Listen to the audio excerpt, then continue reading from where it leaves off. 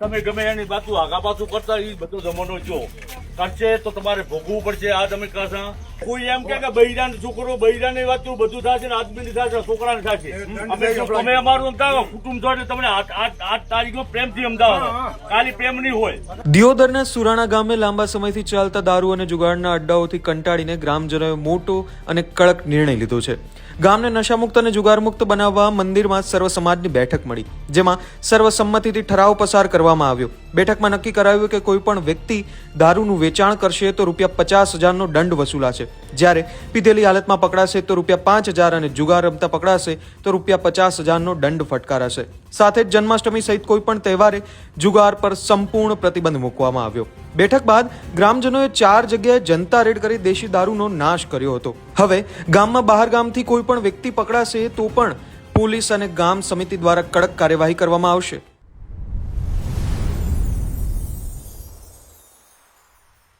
આ રાજ્યની અંદર કોઈ ખેડૂતોને યુરિયા ખાતર લેવું હોય તો લાઈનમાં ઊભું રહેવું પડે, પણ જો દારૂ મેળવવું હોય કે ડ્રગ્સ તો જાતા હોય ત્યાં તમને હોમ ડિલિવરી મળી જાય.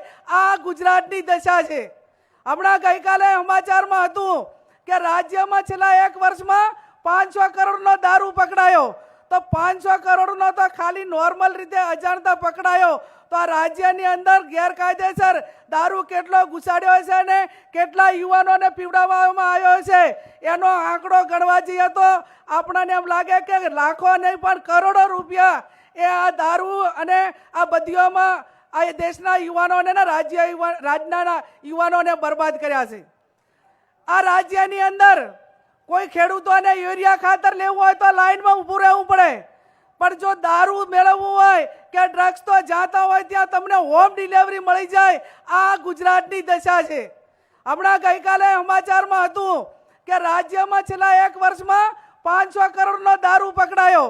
તો 500 કરોડનો તો ખાલી નોર્મલ રીતે અજાણતા પકડાયો, તો આ રાજ્યની અંદર ગેરકાયદેસર દારૂ કેટલો ઘુસાડ્યો છે ને કેટલા યુવાનોને પીવડાવવામાં આવ્યો છે એનો આંકડો ગણવા જઈએ તો આપણને એમ લાગે કે લાખો નહીં પણ કરોડો રૂપિયા એ આ દારૂ અને આ બધીઓમાં આ દેશના યુવાનોને રાજ્યના યુવાનોને બરબાદ કર્યા છે. વાવ-થરાદ પંથકમાં દારૂબંધીના ધજાગરા ઉડતાની ઘટના સામે આવી છે. જ્યારે પોલીસ ઊંઘતી ઝડપાય ને ત્યારે જનતાએ મેદાનમાં આવવું પડે છે. દિયોદરના સુરાણા ગામમાં આજે લોકોનો રોષ ફાટી નીકળ્યો અને સર્જાઈ એક મોટી જનતા રેડ. સ્થાનિકોના પણ ગંભીર આક્ષેપ છે કે આજ દિવસ સુધી પોલીસ તંત્ર દ્વારા કોઈ જ પ્રકારની નક્કર કાર્યવાહી કરવામાં નથી આવી.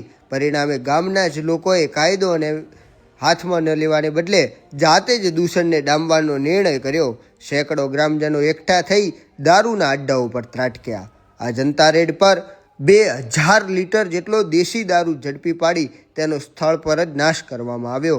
લલકાર સાથે ગ્રામજનોએ સંદેશ આપ્યો કે સુરાણા ગામમાં દારૂબંધીનો અમલ માત્ર કાગળ પર નહીં પણ જમીન પર દેખાશે. ગ્રામજનોએ સ્પષ્ટ પર ચીમકી પણ આપી કે જો કોઈ દારૂના વેચાણ કે સેવનમાં પકડાશે તો તેની સામે કડક કાર્યવાહી કરવામાં આવશે. અહીં મોટો તો સવાલ એ છે કે જે કામ પોલીસનું હતું તે જનતાને કેમ કરવું પડ્યું? શું પોલીસની મિલીભગત કે પછી નિષ્કાળજી? જનતા રેડ થતાં જ હવે પોલીસની કામગીરી પર અનેક સવાલો ઉઠવા પામ્યા છે. આજે ગુજરાતની પોલીસ એ ધારે તો 12 કલાકની અંદર આ ગુજરાતમાંથી દારૂ બંધ કરાવી કે, પણ ક્યાંક ને ક્યાંક પોલીસના પણ હાથ બંધાયેલા છે. ક્યાંક હપ્તા રાજ ચાલે છે, ક્યાંક ઉપરથી દબાણ ચાલે. અને હવે તો પોલીસ સ્ટેશનોની અંદર એનો લક્ષ્યાંક આપવામાં આવે, ટાર્ગેટ આપવામાં આવે.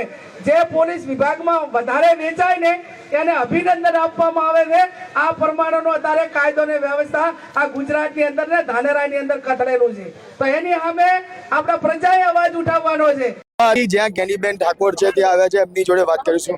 બેન, આજે જન આક્રોશ સભા હતી, કેવો રહ્યો લોકોનો પ્રતિસાદ? મુખ્ય મુદ્દા શું? જન આક્રોશ રેલીનું આયોજન એટલા માટે કરવામાં આવ્યું કે સમગ્ર ગુજરાતમાં વિવિધ ભાગોમાં કોંગ્રેસ પાર્ટીએ લોકોના પ્રશ્નો સાંભળ્યા, એમને નિર્ભય રીતે રજૂઆત કરવા માટેનો મોકો આપ્યો.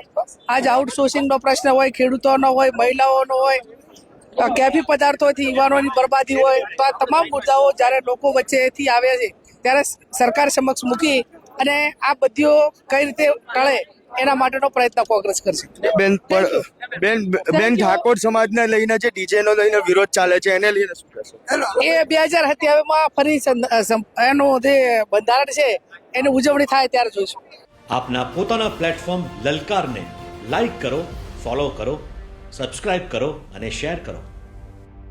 અને એક નિર્ણય લીધો છે કે અજુજા ગામની અંદર આજુબાજુમાં 4-5 ગામની અંદર દારૂ મળતો નથી અને આપણા અજુજા ગામની અંદર દારૂ ચાલુ હતો.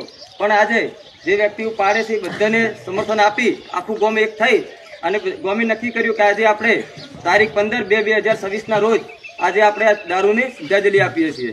આજે આ ગામમાંથી દારૂ આપણે કાઢીએ છીએ. તો આખા ગામને ખૂબ ખૂબ આભાર માનું છું જે વ્યક્તિઓ આજ સુધીમાં જે પાડ્યો છે અને હવે જે આપણા આખા ગામને સમર્થન આપી અને કાઢવા માટે તૈયાર છે તેમનો પણ ખૂબ ખૂબ આભાર. અને જે આજે અજુજા ગામ આખો